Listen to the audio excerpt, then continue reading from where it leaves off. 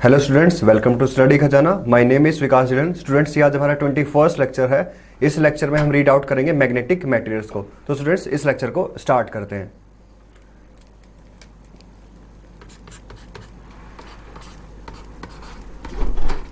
Dipole in a uniform magnetic field.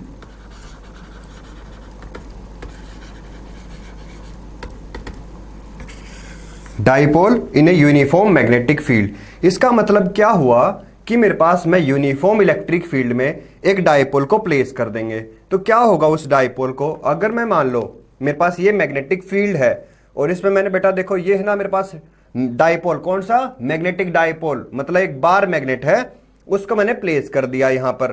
तो क्या होगा इस बार मैग्नेट को, अगर मैं मान लो कि या फिर मान लो कि मैंने एक कंपास निडल को प्लेस कर दूं मैग्नेटिक फील्ड में, तो ये और भी इजी होगा अंडरस्टैंड करने के लिए। इसको मैं इसके स्टेशनरी पोजीशन से मान लो कि डिफ्लेक्ट करूं, ठीक है, तो क्या करेगा ये अपने ओरिजिनल पोजीशन से अब रिमूव हो गया। पहले ओरिजिनल पोजीशन ये था, अब ओरिजिनल पोजीशन ये है। अब क्या होगा इसमें, ये ना मेरे पास स्विंग करेगा कुछ ऐसे ऐसे, मतलब कि इसमें एक मोशन आ जाएगा, कौन सा, सिंपल हार्मोनिक मोशन। वो हमने क्लास 11th में रीड आउट किया था।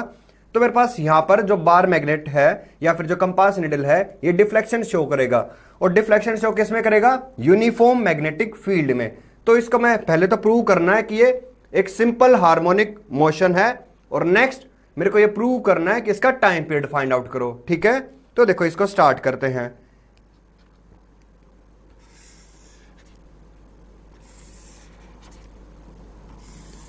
ये बेटा देखो हमारे पास क्या है, मैग्नेटिक फील्ड, कैसा, यूनिफॉर्म, और इसमें मैंने एक कंपास निडल या बार मैग्नेट को प्लेस कर दिया। ये इसका नॉर्थ, ये इसका साउथ, और ये इसका मैग्नेटिक डायपोल मोमेंट m, और ये कुछ एंगल सबस्टेंड कर रहा है theta with respect to b। अब देखो यहां पर हमने क्या फाइंड आउट किया था लास्ट लेक्चर में कि जब एक मैग्नेटिक डाइपोल मतलब कि एक बार मैग्नेट या फिर एक कंपास निडल को मैं यूनिफॉर्म मैग्नेटिक फील्ड में प्लेस कर दूंगा तो मेरे पास यहां पर इसको अगर मैं स्टेशनरी पोजीशन, स्टेबल पोजीशन से मान लो कि यहां से डिफ्लेक्ट करूं किसी भी डायरेक्शन में, तो ये ऑसिलेट करेगा इस पर्टिकुलर फिक्स्ड पॉइंट के टुवर्ड्स, ठीक है। ये फिक्स्ड पॉइंट मतलब ये O पॉइंट के टुवर्ड्स, फिक्स्ड पॉइंट के टुवर्ड्स ऑसिलेट करेगा, और थोड़े टाइम के बाद रेस्ट में आ जाएगा अपनी सेम स्टेबल पोजीशन पे। तो देखो ये ऑसिलेट कर रहा है, मेरे को बताना जो ऑसिलेशंस हैं वो सिंपल हार्मोनिक मोशन है, और नेक्स्ट मेरे को यहां पर फाइंड आउट करना है टाइम पीरियड। तो ठीक है बेटा, देखो वो कैसे फाइंड आउट करेंगे, when we place a compass needle in the uniform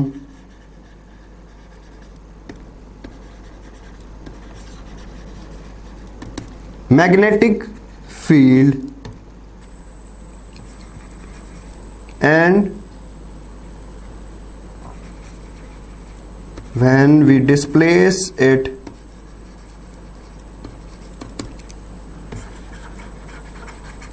from its stable position,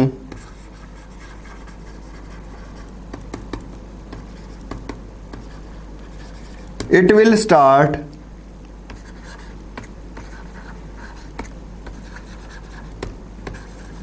oscillating around the fixed point. It will start oscillating around the fixed point O, ठीक है। Hence it is executing a simple harmonic motion. Hence it is executing a simple harmonic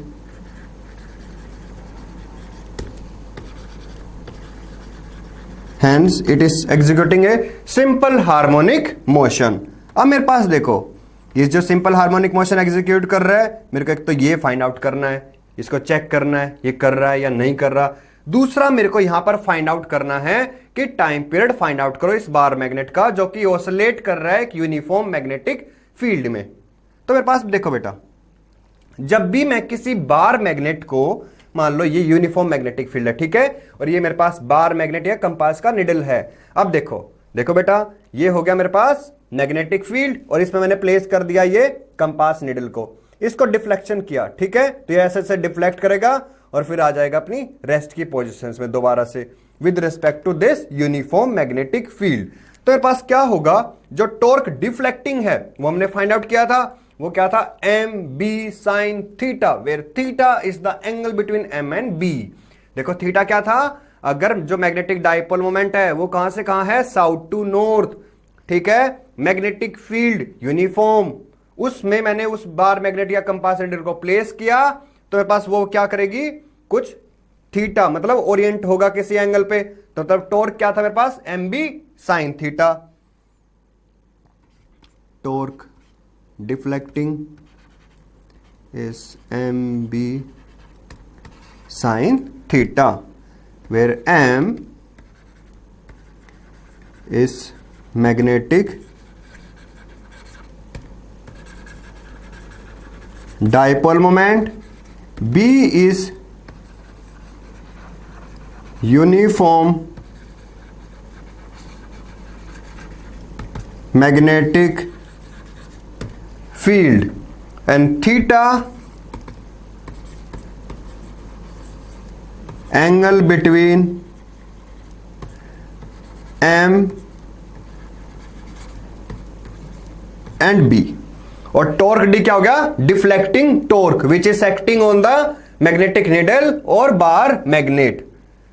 torque D it is deflecting torque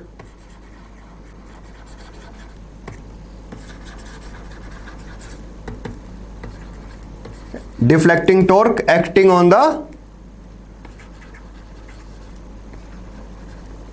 compass needle और bar magnet।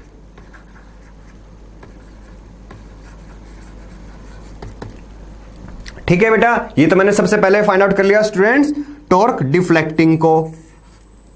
अब हमारे पास क्या है, torque deflecting act कर रहा है एक पर्टिकुलर डायरेक्शन में और इसको रीस्टोर करेगा, मतलब कि यहां पर मेरे पास क्या होगा कि ये जो मेरे पास पर्टिकुलर कंपास निडल है इसको मैंने प्लेस कर दिया यूनिफॉर्म मैग्नेटिक फील्ड में, तो डिफ्लेक्ट कर रहा है ये निडल, ठीक है, इसको रीस्टोर करेगा कोई ना कोई, वो कौन रिस्टोर करेगा इसको, ये यूनिफॉर्म मैग्नेटिक फील्ड एक तरह से इस पे क्या करेगा।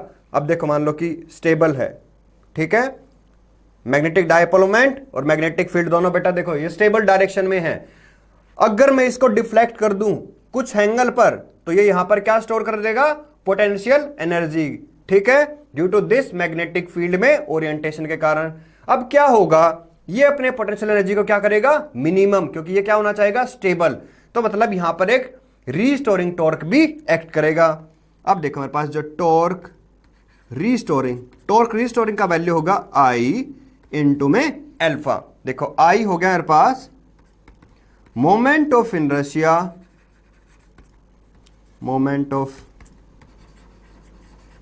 inertia of this needle in this magnetic field, and alpha is angular acceleration of this needle. मतलब कि ये हो गया मेरे पास मैग्नेटिक फील्ड और इस मैग्नेटिक फील्ड में ये कोई कंपास निडल या बार मैग्नेट है, ये हो गया इसका मैग्नेटिक डायपोल मोमेंट और ये थीटा। अब ये जो बार मैग्नेट या कंपास निडल है इसके पास इस फिक्स्ड पॉइंट के अराउंड कुछ मैग्नेटिक कुछ मोमेंट ऑफ इनर्शिया होगा और ये रोटेट कर रहा है, तो इसके पास एंगुलर एक्सेलरेशन भी है। अब देखो हमने क्लास 11th में रीड आउट किया था जो टॉर्क मेरे पास क्या था जनरली आई अल्फा, तो यहां पर जो आई अल्फा है moment of inertia of this needle and alpha is the angular acceleration of this needle. तो क्या हो गया, torque equals to I alpha. ये यहां पर एक्ट करेगा रीस्टोरिंग टॉर्क के जैसे। अब मेरे पास क्या होगा, torque restoring is equals to torque deflecting. ठीक है, ये दोनों वैल्यूज क्या होना चाहेंगे, इक्वल, ताकि ये किस में आ जाए, अपनी रेस्ट की पोजीशन में, स्टेबल पोजीशन में आ जाए। तो अब देखो, जो टॉर्क डिफ्लेक्टिंग है वो मेरे पास क्या है, M B sine theta, and torque restoring is I alpha.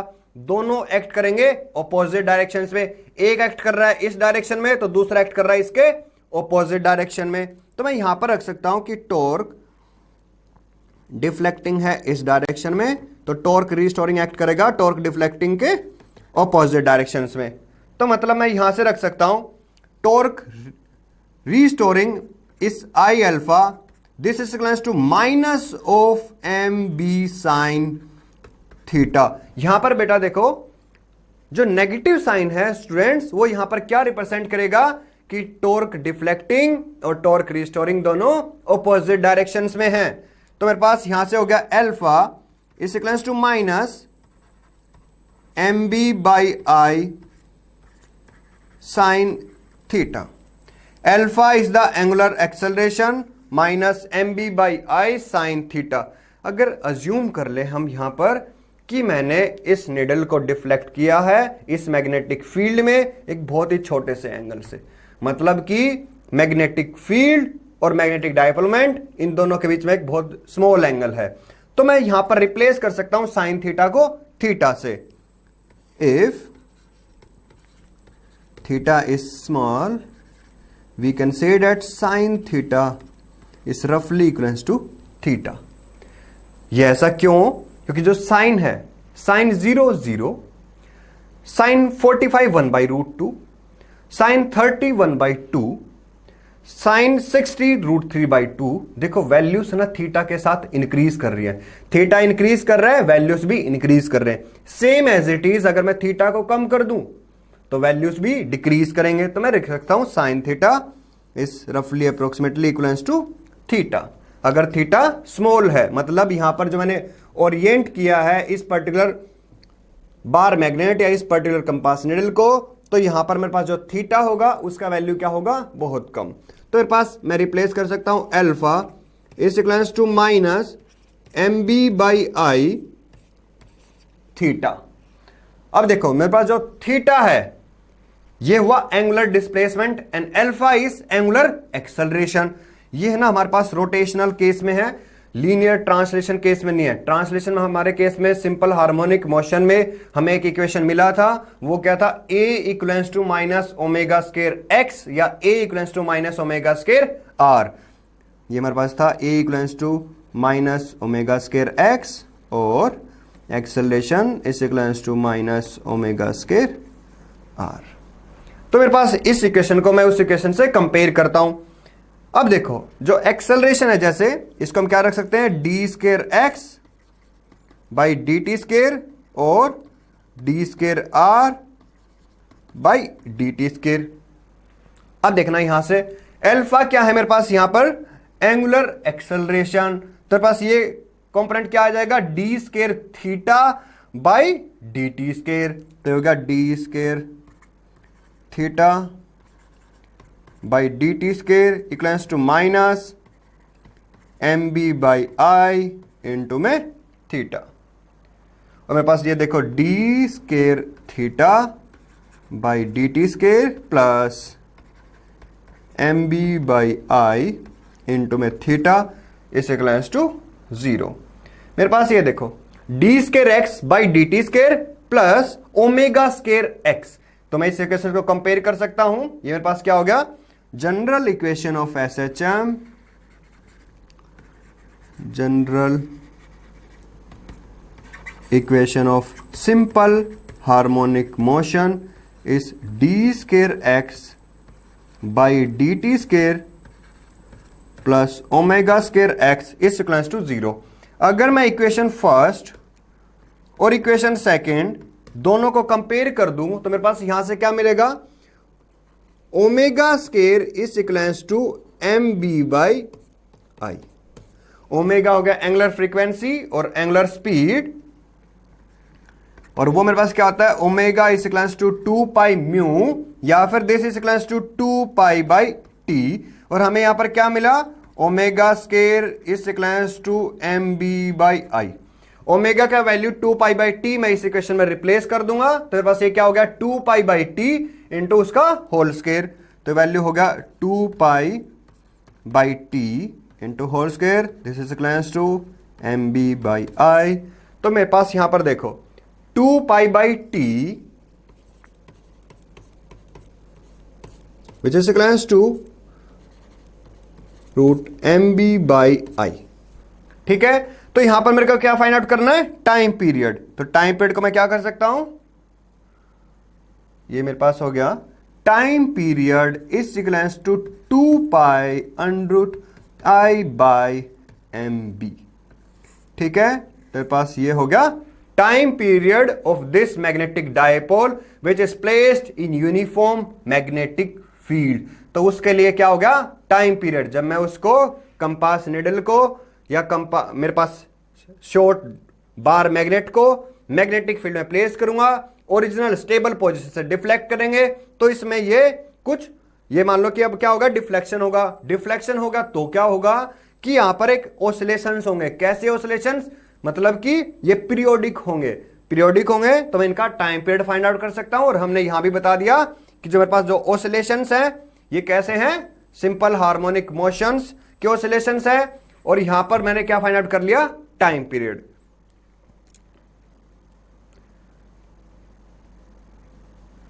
अब हमारे पास नेक्स्ट मैग्नेटिक मैटेरियल्स।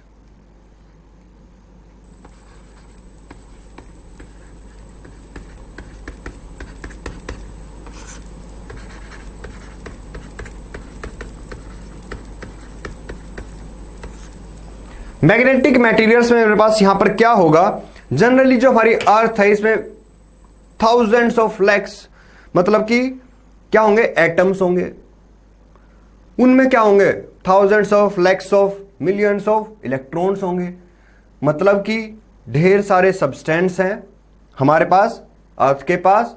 ठीक है, उन सब्सटेंस में से कुछ सब्सटेंस ऐसे होंगे जो कि मैग्नेटिक फील्ड में प्लेस करेंगे तो एक डिफरेंट कैरेक्टरिस्टिक शो करेंगे, कुछ ऐसे होंगे उनको कहीं भी पटक दो उनके ऊपर कुछ नहीं होगा। ठीक है, तो अब देखो ये सेम ऐसे ही है, क्लास में मान लो कुछ स्टूडेंट्स ऐसे हैं कि टीचर आ गया, उन्होंने जल्दी जल्दी पढ़ना स्टार्ट कर दिया। कुछ ऐसे हैं चाहे टीचर आए या ना आए उन्हें कोई फर्क नहीं पड़ता। ठीक है, वो क्या करेंगे, अपनी मस्ती कंटिन्यू रखेंगे। ठीक है तो देखो तुम सब फिजिक्स के स्टूडेंट्स हो, तुम्हें ऐसा नहीं करना है, लाइक थोड़ा सा पढ़ाई पे कंसंट्रेट करो। ठीक है, तो अब देखो मैग्नेटिक मटेरियल्स, मैग्नेटिक मटेरियल्स में भी मेरे पास कुछ सब्सटेंस हैं, जैसे कि वो मैग्नेटिक फील्ड में प्लेस करेंगे तो एक डिफरेंट कैरेक्टरिस्टिक्स शो करेंगे। कुछ ऐसे सब्सटेंस हैं मैग्नेटिक फील्ड में प्लेस करेंगे वो बिल्कुल निठल्ले रहेंगे, मतलब कोई भी काम नहीं करेंगे वो। तो मेरे पास हैं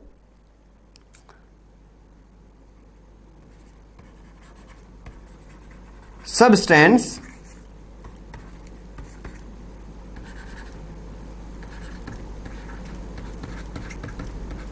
मैग्नेटिक मटेरियल्स। दूसरे हैं मेरे पास नॉन मैग्नेटिक मटेरियल्स, इनको हमें स्टडी नहीं करना है। Non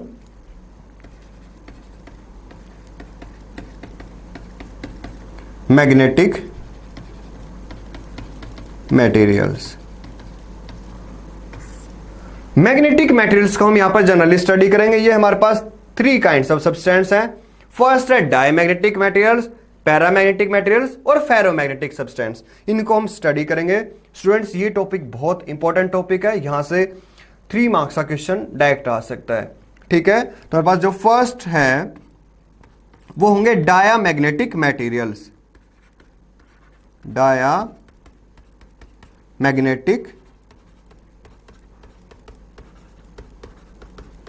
materials. दूसरे हैं पैरामैग्नेटिक मटेरियल्स। और नेक्स्ट मेरे पास फेरोमैग्नेटिक मटेरियल्स।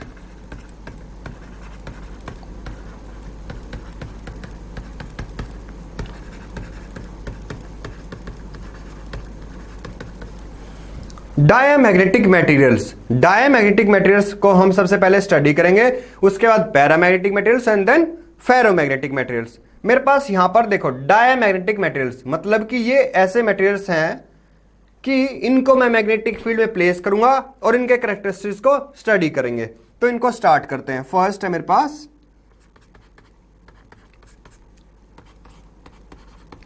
डायमैग्नेटिक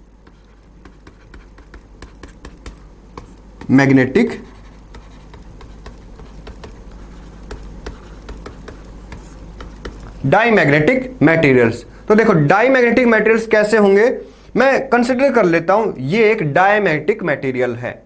अब इसके क्या होगा, इस मटेरियल की खुद की टेंडेंसी है कि इसमें जितने भी इलेक्ट्रॉन्स हैं सब पेयर्ड अप हैं, ठीक है। मतलब कि जितने भी इलेक्ट्रॉन्स हैं, एक इलेक्ट्रॉन का स्पिन अप है तो दूसरे इलेक्ट्रॉन का स्पिन डाउन है, ऐसे ऐसे करके जितने भी एटम्स हैं उनमें जितने भी इलेक्ट्रॉन्स हैं सब पेयर्ड अप हैं इस पर्टिकुलर सब्सटेंस के लिए। तो ये सब्सटेंस मेरे पास क्या हुआ, डाईमैग्नेटिक मटेरियल। अब मैं क्या करूंगा, इस सब्सटेंस को जब मैं एक्सटर्नल मैग्नेटिक फील्ड में प्लेस करूंगा तो जो एक्सटर्नल मैग्नेटिक फील्ड है वो क्या चाहेगा कि जो मेरे पास इलेक्ट्रॉन्स हैं जो पेयर्ड अप हैं इनको रिपेल करे, ठीक है।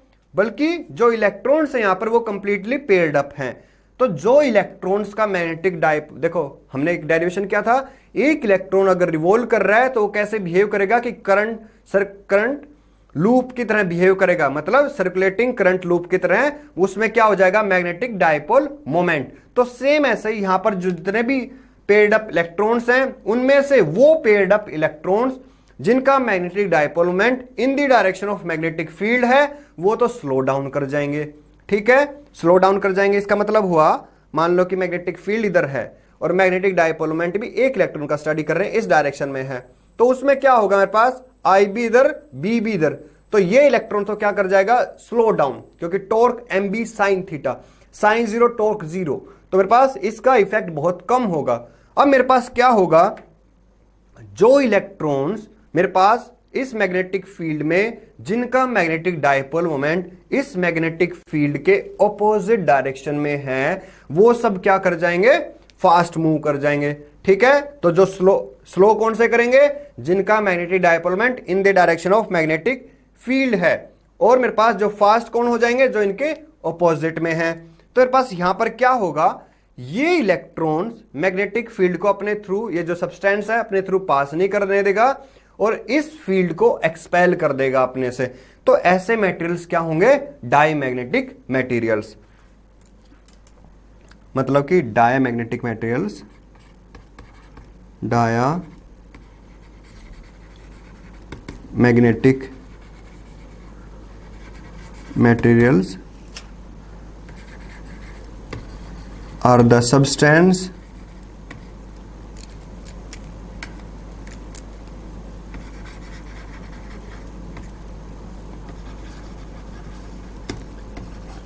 which when placed in the uniform magnetic field, in the uniform external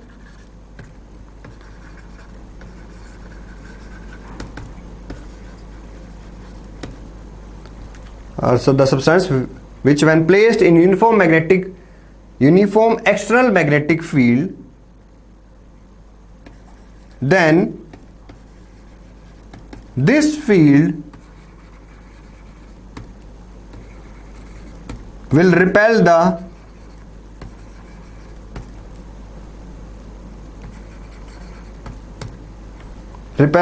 electron interaction which is paired up.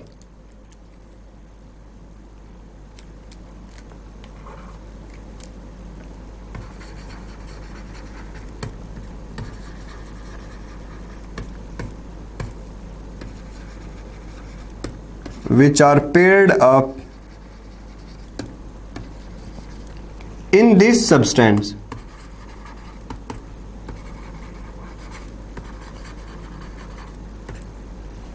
ठीक है, मतलब कि diamagnetic materials are the substance which when placed in uniform external magnetic field, then this field will repel the electron which are paired up in this substance.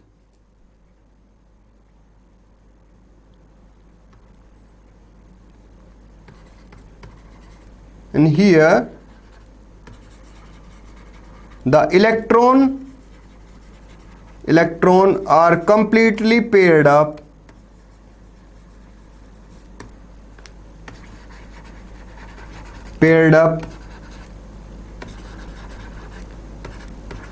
has very less tendency electrons are completely paired up has very less tendency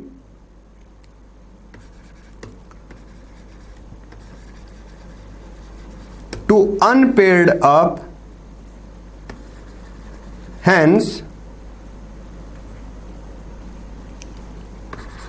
they will expel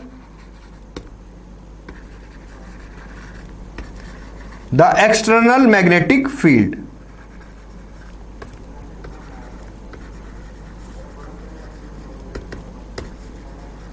Hence, they will expel the external magnetic field and has very less affinity for this field.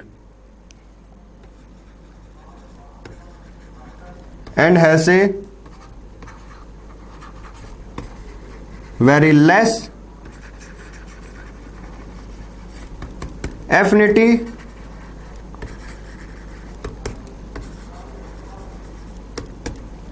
for this field. ये हुए diamagnetic materials, मतलब कि मेरे पास ये external magnetic field है।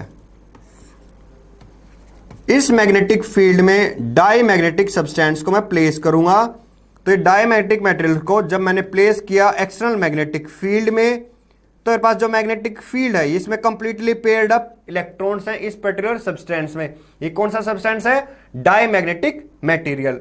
तो ये क्या करेगा? कंप्लीटली पेयर्ड अप इलेक्ट्रॉन्स हैं, ये मैग्नेटिक फील्ड इन पेयर्ड अप इलेक्ट्रॉन्स को दूर करना चाहेगा। इलेक्ट्रॉन्स मेरे पास कैसे हैं? एक स्पिन अप तो दूसरा स्पिन डाउन।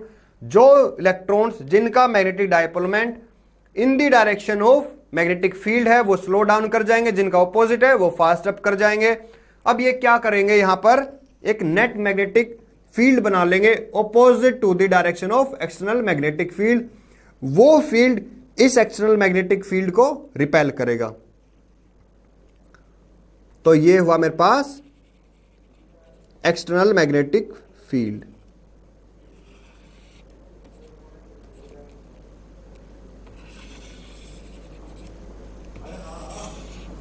अगर मान लो बी नोट है strength of magnetic field, external magnetic field जब मैंने सब्सटेंस को प्लेस नहीं किया, और अब स्ट्रेंथ ऑफ मैग्नेटिक फील्ड क्या होगा इस रीजन में? बी, और ये बी मैग्नेटिक फील्ड का स्ट्रेंथ कम होगा इस बी नोट से, क्योंकि देखो इस पर्टिकुलर सब्सटेंस के थ्रू तो मैग्नेटिक फील्ड लाइंस पास नहीं कर रही, मतलब इसके आसपास के रीजन में मैग्नेटिक फील्ड की स्ट्रेंथ क्या होगी? बहुत कम, क्योंकि एक अपोजिट डायरेक्शंस में, एक इस डायरेक्शन में एक्सटर्नल मैग्नेटिक फील्ड, वो क्या करेंगे? कैंसिल आउट करेंगे। कैसे? कि इस रीजन में मैग्नेटिक फील्ड की स्ट्रेंथ डिक्रीज कर जाएगा।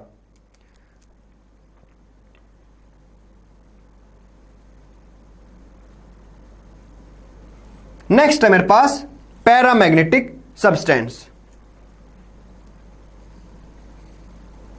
और जो डायमैग्नेटिक मटेरियल्स हैं ये हम ना इसको सब्सटेंस को बता देते हैं ये कौन सा है।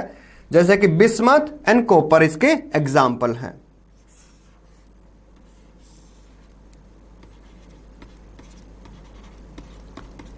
बिस्मथ, कॉपर इसके एग्जाम्पल्स हैं। नेक्स्ट है पैरामैग्नेटिक मटेरियल्स।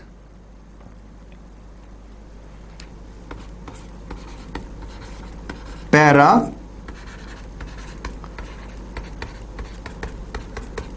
मैग्नेटिक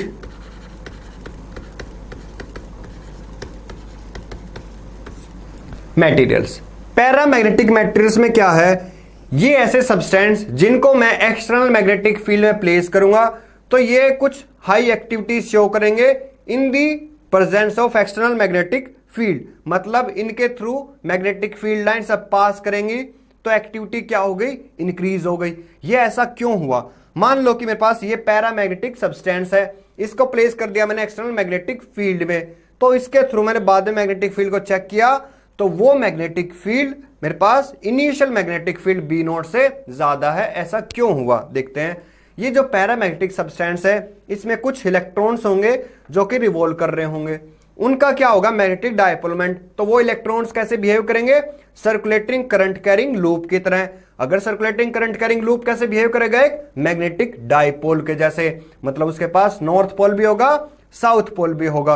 अब एक तरह से इस सब्सटेंस को जब मैं एक्सटर्नल मैग्नेटिक फील्ड में प्लेस करूंगा तो ये अपने थ्रू हाई एफिनिटी शो करेगा, मतलब कि यहां पर increased value of magnetic field होगी एक्सटर्नल मैग्नेटिक फील्ड में जब इस सब्सटेंस को प्लेस कर देंगे। मतलब कि para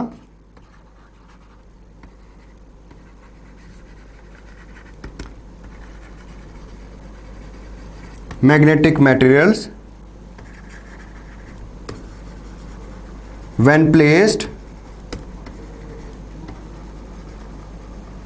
in an external magnetic field, then it shows a increased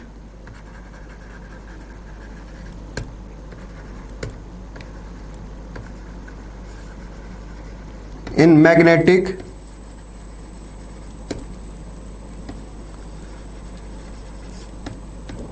increased in magnetic field activity।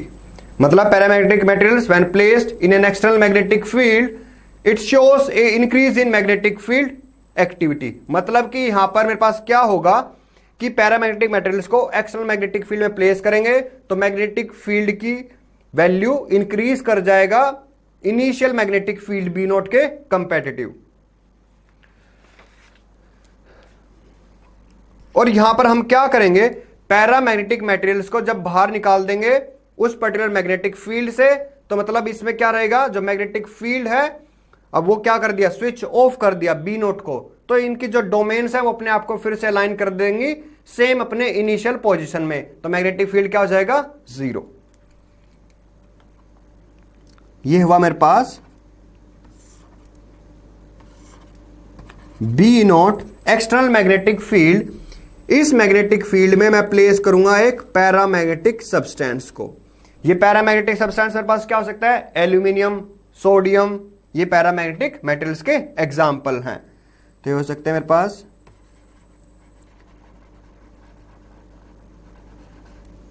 Aluminium, sodium. इस सब्सटेंस को मैं प्लेस करता हूं एक्सटर्नल मैग्नेटिक फील्ड में, तो इसके थ्रू मेरे पास क्या होंगी, मैग्नेटिक फील्ड लाइंस पास करेंगे। ठीक है, तो यहां पर मेरे पास क्या होगी, increase in activity of magnetic field. तेरे पास यहां पर ये हुआ बी और ये हुआ external magnetic field B not. अब मैग्नेटिक फील्ड का वैल्यू क्या हो गया, बी, जब इस सब्सटेंस को प्लेस किया, तो मेरे पास देखो B slightly greater than B not के मैग्नीट्यूड से इसका वैल्यू अब स्लाइटली ग्रेटर है बी का वैल्यू। ठीक है, अब मेरे पास क्या होगा, यहां पर ये सब्सटेंस के थ्रू जब मैग्नेटिक फील्ड पास कर रहा है तो मेरे पास यहां पर जो मैग्नेटिक फील्ड है उसका स्ट्रेंथ क्या हो गया, इंक्रीज हो गया। नेक्स्ट है मेरे पास ferromagnetic materials.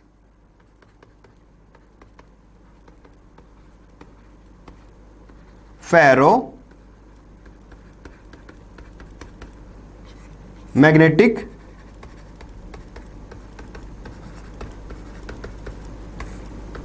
Ferromagnetic materials. Ferromagnetic materials क्या हैं, इनको जब मैं एक्सटर्नल मैग्नेटिक फील्ड में प्लेस करूंगा तो मैग्नेटिक फील्ड की एक्टिविटी बहुत ज्यादा इंक्रीज हो जाएगी, मतलब कि मैग्नेटिक फील्ड का स्ट्रेंथ पैरामैग्नेटिक के केस से भी बहुत ज्यादा इंक्रीज कर जाएगा। तेरे पास यहां पर क्या होगा,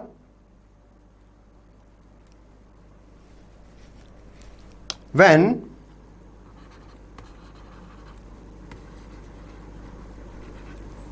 ferromagnetic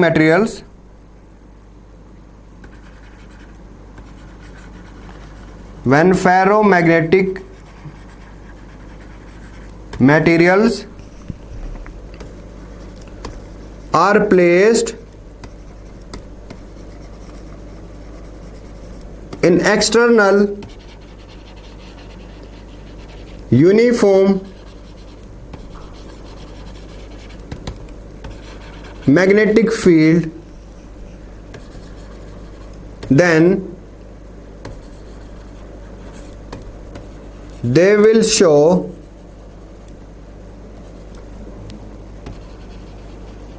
a increase in activity of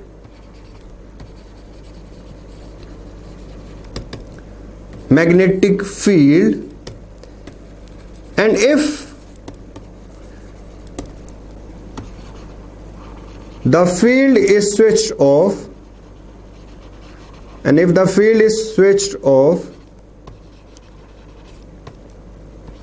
they are still magnetized.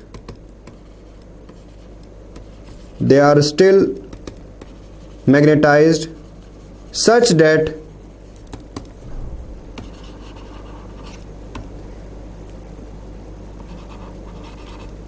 they will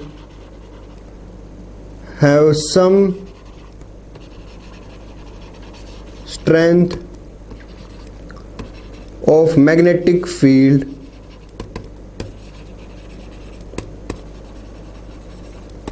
inside them. मतलब कि फेरोमैग्नेटिक मटेरियल्स को जब मैं एक्सटर्नल मैग्नेटिक फील्ड में प्लेस कर दूंगा तो उसकी मैग्नेटिक फील्ड की एक्टिविटी बहुत ज्यादा इंक्रीज कर जाएगी। अगर मैं external magnetic field B not को स्टूडेंट्स अगर स्विच ऑफ कर देंगे तो वहां पर क्या होगा कि जो ये पर्टिकुलर मटेरियल है इसके अंदर ये बिहेव करेगा एक स्मॉल बार मैग्नेट के जैसे या फिर एक स्मॉल करंट कैरिंग लूप के जैसे, सोलेनोइड के जैसे। मतलब कि इसके अराउंड एक मैग्नेटिक फील्ड सेटअप हो जाएगा। कैसे फाइंड आउट करें? इसके आसपास आयरन फिलिंग्स को लेके आओ, वो अपने आप को इससे अट्रैक्ट करेंगे। ठीक है, वो अट्रैक्शन इसके पोल्स पे कहां होगा? सबसे ज्यादा। मतलब जो भी मटेरियल है, मान लो कि ऐसा मेटल प्लेस कर दिया तो यहां पर इन पोल्स के अराउंड मतलब एंड पॉइंट्स पर वो सबसे ज्यादा क्या करेंगे? इसके चिपक जाएंगे यहां पर, यहां भी और यहां भी। तो मतलब कि ये जो मटेरियल है ये मैग्नेटाइज हो गया। ठीक है, अब इसके एग्जांपल्स फेरोमैग्नेटिक मटेरियल्स के वो होंगे जैसे आयरन, कोबाल्ट, स्टील और निकल।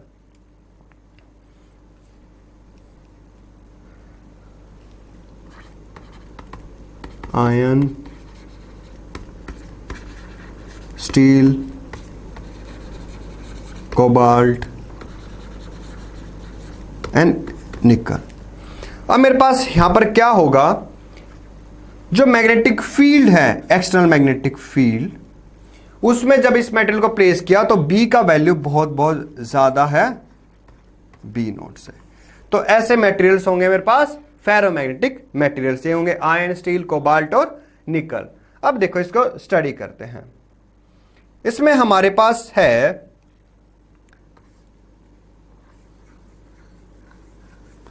ये एक्सटर्नल मैग्नेटिक फील्ड है बी नोट। जब मैंने करंट पास किया, एन नंबर ऑफ टर्न्स है, एल लेंथ है इस सोलेनोइड के थ्रू, तो मेरे पास यहां पर जो बी नोट है मैग्नेटिक फील्ड इस सोलेनोइड के इनसाइड में, तो उसका वैल्यू क्या होगा? म्यू नोट एन आई। अब मैंने क्या किया? ये डाई मैग्नेटिक मटेरियल लिया और इस डाई मैग्नेटिक मटेरियल को इस मैग्नेटिक फील्ड में प्लेस कर दिया। ये सेम सोलेनोइड है, सेम करंट पास कर रहे हैं, सेम नंबर ऑफ टर्न्स हैं, सेम लेंथ है। इस मटेरियल को प्लेस कर दिया तो डायमैग्नेटिक मटेरियल को, तो इसने क्या किया? मैग्नेटिक फील्ड लाइंस को रिपेल कर दिया।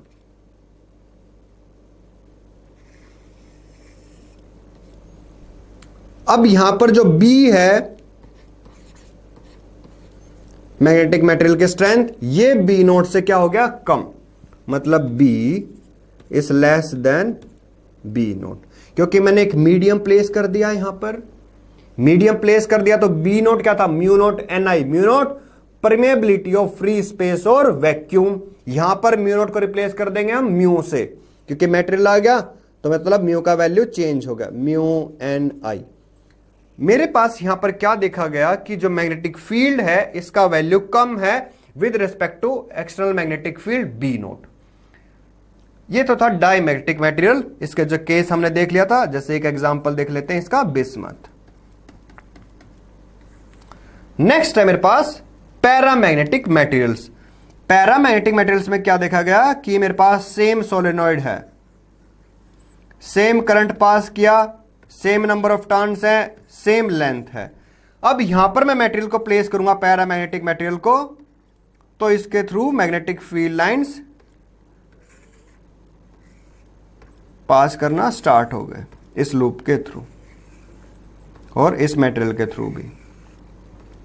तो B का वैल्यू इंक्रीज कर गया, सेम मटेरियल है तो B equals to mu N I and this B is greater than, slightly greater than B note.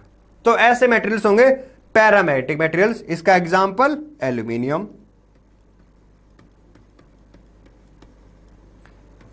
Next है मेरे पास फेरोमैग्नेटिक मटेरियल्स। जब फेरोमैग्नेटिक मटेरियल्स को प्लेस किया गया तो उनके केस में जो B है वो मेरे पास क्या है, greater greater greater than B note, मतलब एक्सटर्नल मैग्नेटिक फील्ड से उसका वैल्यू और भी ज्यादा है।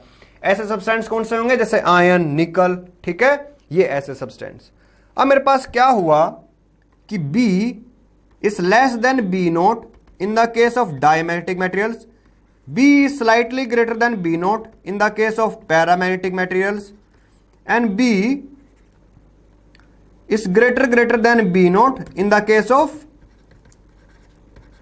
ferromagnetic materials। तो मैं यहां से क्या डिफाइन कर सकता हूं, दो वैल्यूज रखते हैं, B equals to mu N I and B note is equals to mu note N I. ये फॉर्मूला हम देख चुके हैं सोलेनोइड के केस में। अगर एयर है तो म्यू नोट एन आई और अगर कोई मीडियम है तो म्यू एन आई। इनका रेशियो रखते हैं अब, B by B note is equals to mu N I by mu note N I and this is equals to ni cancel out and mu by mu naught is equals to mu r। mu r क्या होता है, relative permeability.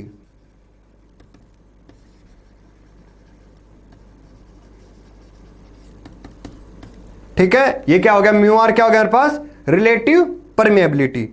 मतलब कि mu r is less than 1।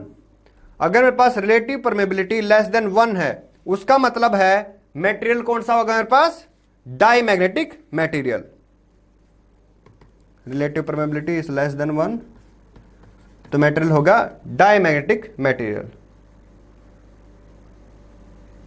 And if mu R is slightly greater than 1 and mu R is slightly greater than 1 तो material होगा paramagnetic material. और mu R is greater than 1 तो मैं बोल सकता हूं जो मटेरियल है वो फेरोमैग्नेटिक मटेरियल है। अब हम यहां डिफाइन करते हैं मैग्नेटाइजिंग फोर्स को। मेरे पास एक टर्म है यहां पर,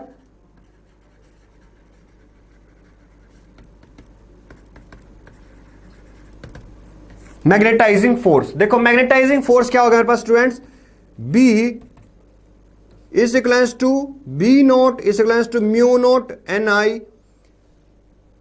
म्यू नोट हो गया मेरे पास free permeability of free space. अगर मैं मान लो यहां पर N के वैल्यू स्ट्रेंथ इंक्रीज कर दूं तो भी मैग्नेटिक फील्ड इंक्रीज कर गया। N क्या है, number of turns per unit length. अगर मैं यहां पर सोलेनोइड के थ्रू करंट को इंक्रीज कर दूं तो भी B नोट का वैल्यू इंक्रीज कर गया। तो जो मेरे पास ये Ni का जो फैक्टर है हमारे पास, ये कैसे एक्ट करेगा, ऐसे मैग्नेटाइजिंग फोर्स। ठीक है स्टूडेंट्स, तो बेटा ये देखो जो Ni है ये कैसे एक्ट करेगा, ऐसे मैग्नेटाइजिंग फोर्स। मतलब एक तरह से फोर्स हो गया, वो फोर्स नहीं धक्का मार दे। ठीक है, ये कैसा फोर्स है कि मैग्नेटाइजिंग फोर्स, जो मतलब मैग्नेटिक फील्ड की वैल्यू कैसे इंक्रीज कर सकता है। एन के स्मॉल एन ये क्या है, number of turns per length of the given solenoid. इस वैल्यू को अगर इंक्रीज कर दें तो भी नंबर ऑफ टर्न्स को इंक्रीज कर देंगे तो भी B नोट इंक्रीज कर जाएगा। अगर करंट की वैल्यू भी इंक्रीज कर दो सोलेनोइड के थ्रू तो भी B नोट का वैल्यू इंक्रीज कर जाएगा। तो मेरे पास जो Ni है ये हो गया मैग्नेटाइजिंग फोर्स और इसको हम रिप्रेजेंट करेंगे H से, and H is equals to Ni and this is magnetising force and H is equals to magnetising force. अब मेरे पास है यहां पर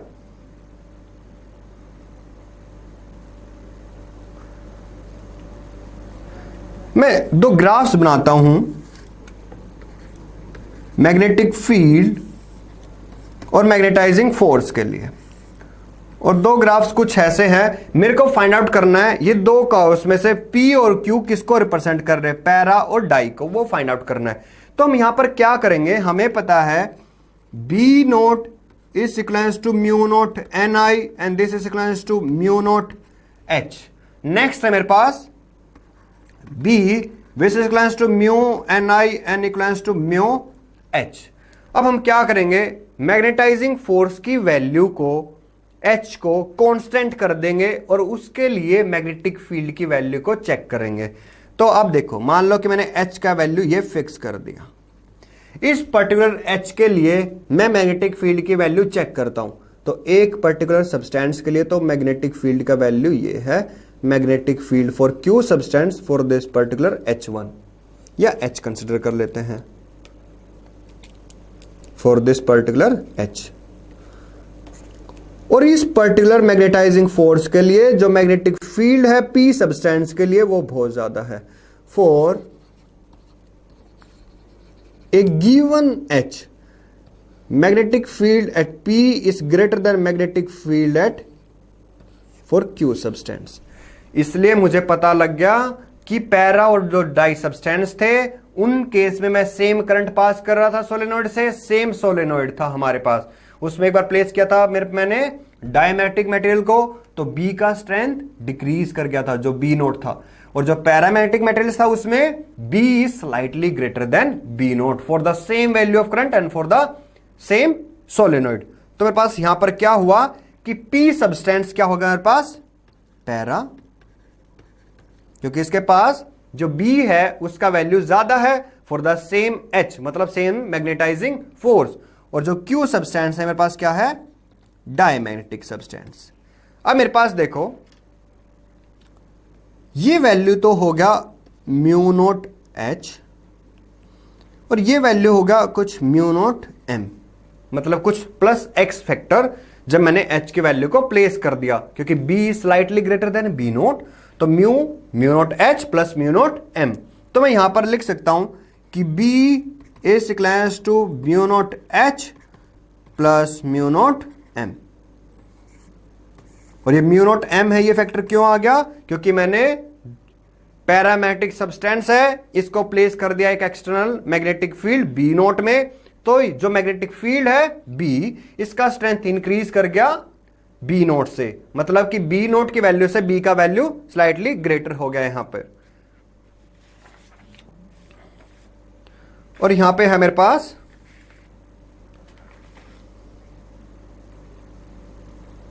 M इज मैग्नेटाइजेशन, M जो टर्म है यहां पे वो है magnetisation and it is defined as magnetic dipole moment per unit volume. Magnetic dipole moment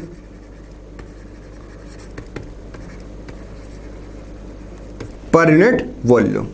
और जो मैग्नेटाइजेशन है ये फैक्टर डिपेंड करेगा कि कोई भी सब्सटेंस कितना मैग्नेटाइज हो रहा है, वो किसके ऊपर डिपेंड करेगा, मैग्नेटाइजिंग फोर्स के ऊपर, कि करंट कितना पास कर रहे हैं, नंबर ऑफ टर्न्स क्या है, पर्टिकुलर सोलेनोइड की लेंथ क्या है।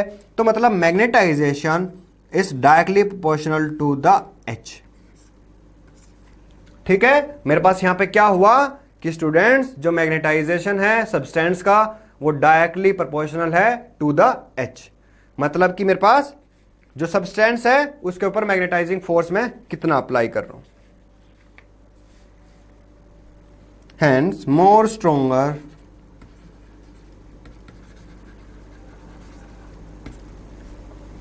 Is the magnetising force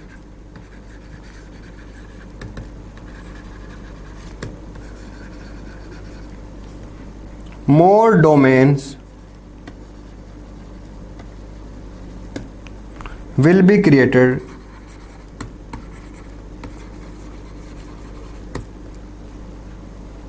and more dipole moments and more dipole moment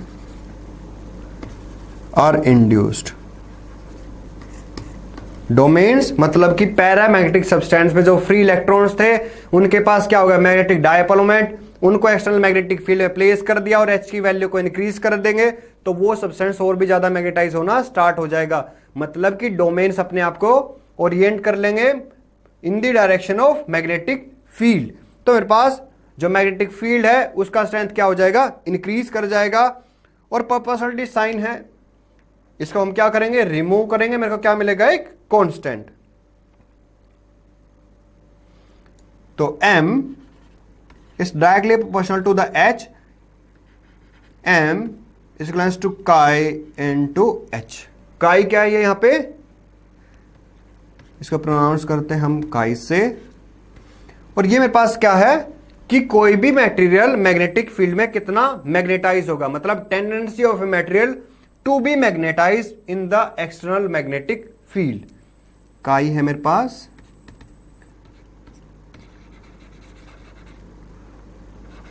tendency of a material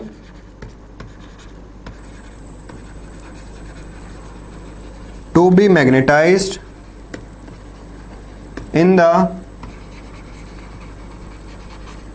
external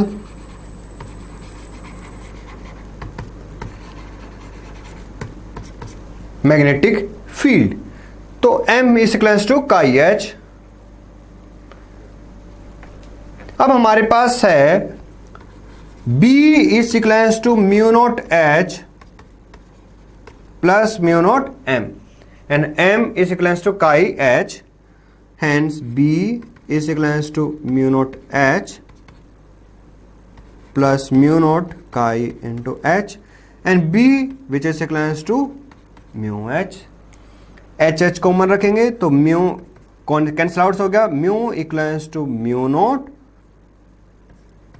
1 plus chi, तो होगा 1 plus chi is equals to mu by mu naught and this is equals to relative permeability. ठीक है students, तो मेरे पास यहां से हो गया, ये हो गया relative permeability, hence chi is equals to mu r minus 1 and this chi is known as magnetic susceptibility. इसका नाम है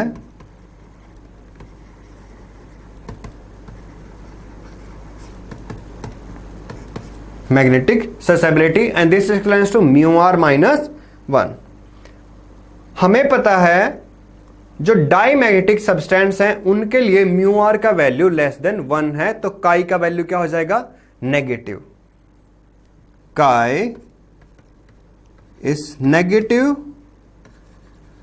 फॉर डाई मैग्नेटिक सब्सटेंस और पैरामैग्नेटिक सब्सटेंस के लिए म्यू आर का वैल्यू स्लाइटली ग्रेटर देन 1 है, तो मतलब 1 पॉइंट समथिंग, -1 करेंगे तो पॉइंट समथिंग, मतलब कि वैल्यू स्मॉल है बट पॉजिटिव है, तो काई क्या हो जाएगा, पॉजिटिव।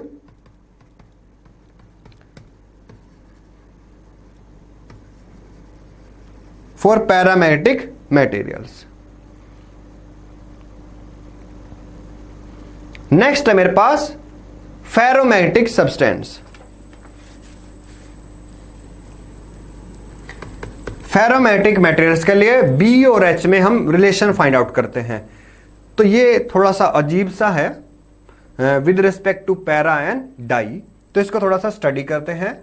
ये इसमें क्या होगा, फेरोमैग्नेटिक मटेरियल्स में जो डोमेन्स होंगे, मतलब जो इलेक्ट्रॉन्स होंगे, उनके पास ऑलरेडी ही जब एक्सटर्नल मैग्नेटिक फील्ड में प्लेस नहीं किया उससे पहले ही इन मटेरियल्स की जो डोमेन्स हैं जैसे इलेक्ट्रॉन्स हैं उनके पास क्या होगा, खुद का मैग्नेटिक फील्ड कुछ होगा, मतलब मैग्नेटिक डायपोल मोमेंट होगा, उसको मैं प्लेस कर दूंगा एक्सटर्नल मैग्नेटिक फील्ड में उस सब्सटेंस को, वो अपने आप को ओरिएंट कर लेंगे in the direction of magnetic field, external magnetic field B naught को स्विच ऑफ कर देंगे, ये मटेरियल बिहेव करेगा एक स्मॉल मैग्नेट के जैसे, मतलब ये आयन फ्लिंग्स को अट्रैक्ट करना स्टार्ट कर देगा अपने टुवर्ड्स। ठीक है, तो ये ऐसे मटेरियल्स की स्टडी करेंगे, ये है फेरोमैग्नेटिक मटेरियल्स, मतलब कि वेरिएशन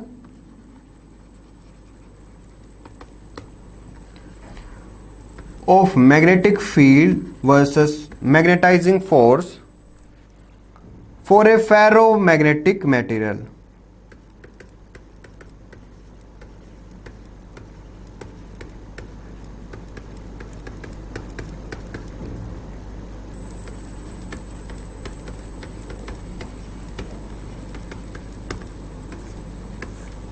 ठीक है, इसमें मेरे पास क्या है, एक एक्सिस पे तो B है और दूसरे एक्सिस पे H मैग्नेटाइजिंग फोर्स। इनिशियली जब मेरे पास सोलेनोइड में ये सब्सटेंस प्लेस किया हुआ है, I 0 है तो B भी 0 है। करंट को मैंने पास करना स्टार्ट किया, इंक्रीज करना स्टार्ट किया, तो मैंने देखा कि ये जो पर्टिकुलर सब्सटेंस है इसके थ्रू मैग्नेटिक फील्ड लाइंस बहुत ज्यादा पास कर रही हैं, मतलब कि इंटीरियर रीजन में मैग्नेटिक फील्ड का वैल्यू इंक्रीज कर रहा है। तो इसने कुछ इस पाथ को फॉलो किया।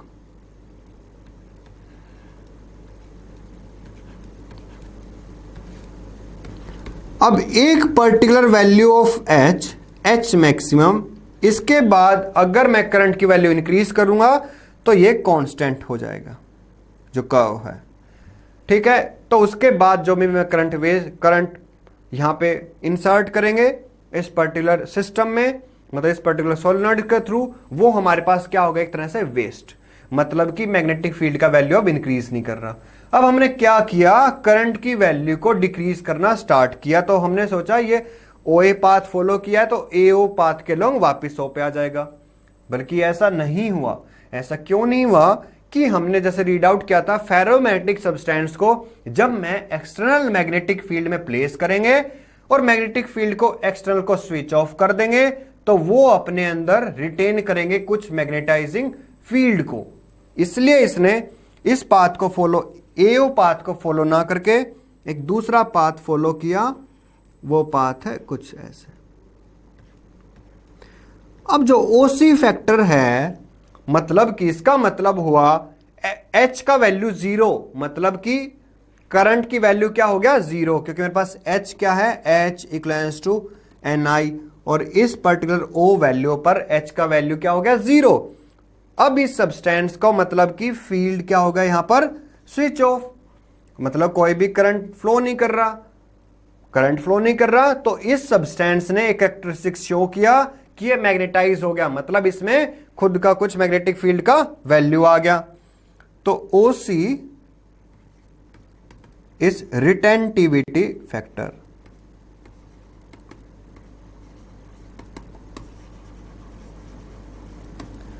OC is retentivity factor. अब हमारे पास क्या हुआ, हमने करंट की वैल्यू को चेंज कर दिया। मान लो पहले मैं करंट फ्लो कर रहा था इस डायरेक्शन में, अब हमने करंट फ्लो करना स्टार्ट कर दिया ऑपोजिट डायरेक्शंस में, तो H इक्वल्स टू Ni। तो अब क्या हुआ, ये करंट जब मैं इंक्रीज करता गया तो एक पर्टिकुलर वैल्यू ऑफ करंट, ये D पॉइंट रख देते हैं, OD, जब मैंने OD के इक्वलेंस जब करंट इंसर्ट किया इस सर्किट में, तो ये मटेरियल डीमैग्नेटाइज हो गया, मतलब मैग्नेटिक फील्ड का वैल्यू 0। तो OD मेरे पास हो गया, एक फैक्टर है, इसका नाम रख देते हैं कोर्सिटिविटी फैक्टर।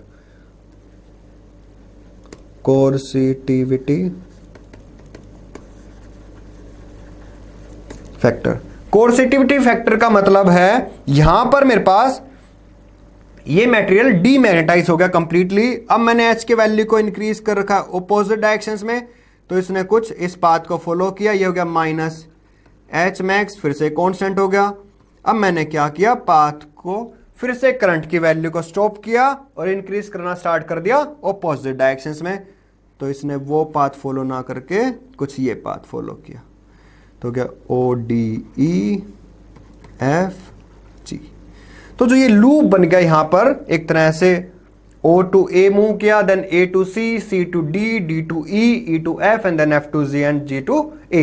तो मेरे पास जो ये लूप हो गया, area under this loop, area under this loop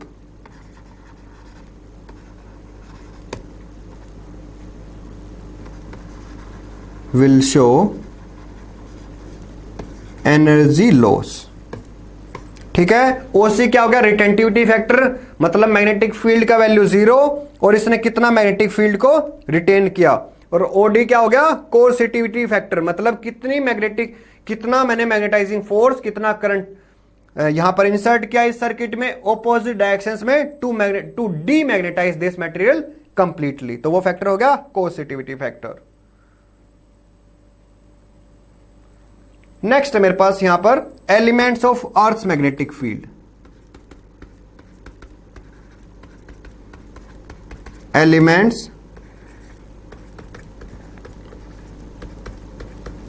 of earth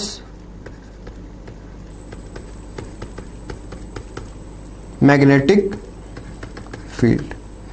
इसमें मेरे पास 3 हैं। फर्स्ट है मेरे पास elements of earth magnetic field. इसमें हम 3 कंपोनेंट्स पे अर्थ मैग्नेटिक फील्ड के कंपोनेंट्स को स्टडी करेंगे। फर्स्ट मेरे पास होगा angle of deviation. Angle of deviation, angle of deviation में है मेरे पास ये अर्थ है, ये इसका जियोग्राफिक नॉर्थ और ये इसका जियोग्राफिक साउथ। अगर मैं किसी बार मैग्नेट को सस्पेंड करूं फ्रीली, तो वो जियोग्राफिक नॉर्थ और जियोग्राफिक साउथ के प्लेन में आके रेस्ट नहीं करेगा, वो अपने ही एक प्लेन में आके रेस्ट करेगा। वो प्लेन उसका होगा नॉर्थ साउथ, ठीक है। मतलब मान लो ये मेरे पास बार मैग्नेट है और ये इस प्लेन में आके रेस्ट कर रहा है। इस बार मैग्नेट को मैंने सस्पेंड किया फ्रीली, तो इस प्लेन में आके ये रेस्ट कर रहा है। अब मेरे पास यहां पर 2 प्लेन्स हैं। एक प्लेन तो सर्कुलर प्लेन पास कर रहा है जियोग्राफिक नॉर्थ साउथ के थ्रू, और एक प्लेन है सर्कुलर जो कि पास कर रहा है नॉर्थ और साउथ के थ्रू। तो मेरे पास यहां पर 2 प्लेन्स है, बिग प्लेन्स है, मतलब बिग सर्कुलर प्लेन्स। एक जियोग्राफिक नॉर्थ साउथ के थ्रू पास कर रहा है, एक मेरे पास जो बार मैग्नेट है उसके नॉर्थ साउथ के थ्रू पास कर रहा है। हॉरिजॉन्टल में प्लेन में अगर चेक करूंगा तो जियोग्राफिक नॉर्थ साउथ का प्लेन और मैग्नेटिक फील्ड का जो प्लेन, इन दोनों के बीच में कुछ एंगल है, वही मेरे पास क्या होगा, एंगल ऑफ डेविएशन। मतलब कि मेरे पास 2 प्लेन्स है यहां पर। एक प्लेन तो ये कंसीडर कर लेते हैं, इसको सर्कुलर भी कंसीडर कर सकते हैं, और दूसरा प्लेन मेरे पास ये ऐसे। एक प्लेन तो है जो प्लेन नॉर्थ और south of bar magnet contain कर रहा है, ये हो गया मेरे पास मैग्नेटिक मेरिडियन, और जो प्लेन ज्योग्राफिक नॉर्थ साउथ को कंटेन कर रहा है वो ज्योग्राफिक मेरिडियन। ये हो गया मेरे पास जियोग्राफिक मेरिडियन, मैग्नेटिक मेरिडियन, और इन दोनों के में जो बीच में एंगल है डेल्टा, ये हो गया एंगल ऑफ डेविएशन।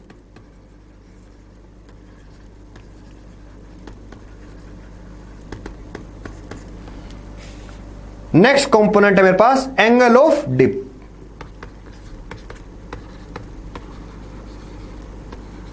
ये भी अर्थ के मैग्नेटिक फील्ड का एक कंपोनेंट है, इसको रिप्रेजेंट करेंगे फाई से।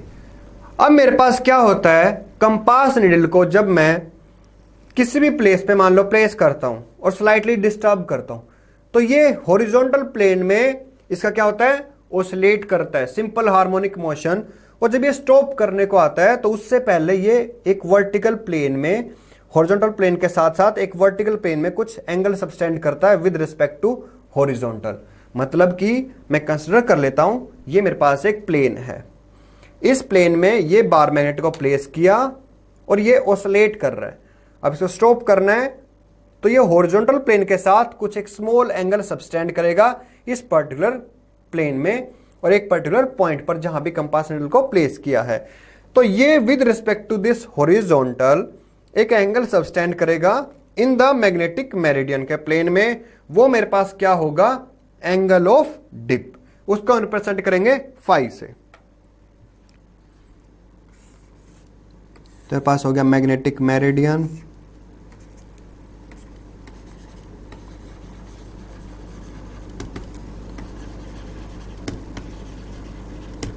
और यहां पर हो गया इस ओ पॉइंट पर बीई, अर्थ मैग्नेटिक फील्ड, और ये कुछ एंगल फाई सबटेंड कर रहा है with respect to this magnetic meridian के हॉरिजॉन्टल प्लेन के। ठीक है, मतलब जो हॉरिजॉन्टल लाइन है उसके विद रिस्पेक्ट में इस पॉइंट पर ये निडल डिफ्लेक्ट कर रहा है, ओरिएंट कर रहा है अपने आप को एक पर्टिकुलर डायरेक्शन में। वो डायरेक्शन होगा अर्थ का मैग्नेटिक फील्ड का, total magnetic field of earth at that particular point. तो ये मेरे पास जो फाई है ये क्या हो गया यहां पर, एंगल ऑफ डिप। और एंगल ऑफ डिप को क्या होता है मेरे पास कि अगर मैं कंपास निडल को किसी प्लेस पर अगर प्लेस करें और उसको ओरिएंट करें, मतलब उसको अगर डिस्टर्ब कर दें उसकी स्टेबल पोजीशन से, तो वो ऑसिलेट करेगा और जो स्टॉप करने से पहले वो अपने आप को ओरिएंट कर लेगा एक पर्टिकुलर डायरेक्शंस में, वो होगा उस पर्टिकुलर पॉइंट पर अर्थ का टोटल मैग्नेटिक फील्ड की वैल्यू। ठीक है, अब मेरे पास है third, horizontal components of earth magnetic field.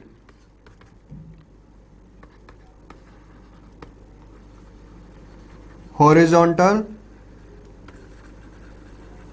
Components of earth magnetic field.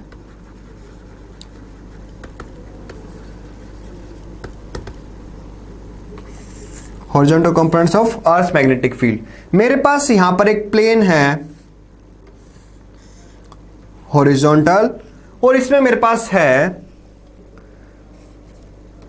BH, मतलब horizontal components of earth magnetic field, BV vertical components of earth magnetic field, और O पॉइंट पर ये है मेरे पास BE, मतलब अर्थ मैग्नेटिक फील्ड का total earth magnetic field at O point, और phi हो गया एंगल ऑफ डिप। तो मेरे पास BH होगा BE cos फाई, क्योंकि मैग्नेटिक फील्ड क्या है, वेक्टर क्वांटिटी है, इसको मैं कंपोनेंट्स में रिजोल्व कर लूंगा। O पॉइंट पर जो कंपोनेंट टुवर्ड्स हॉरिजॉन्टल के टुवर्ड्स है वो होगा BE cos थीटा, या सॉरी cos फाई, क्योंकि मैंने यहां पर फाई कंसिडर किया है एंगल ऑफ डिप को। और जो BV है मतलब, ठीक है, ये BV वो वाली BV नहीं, ठीक है, BV मतलब vertical components of earth magnetic field at O, ये मेरे पास क्या होगा BE sin फाई।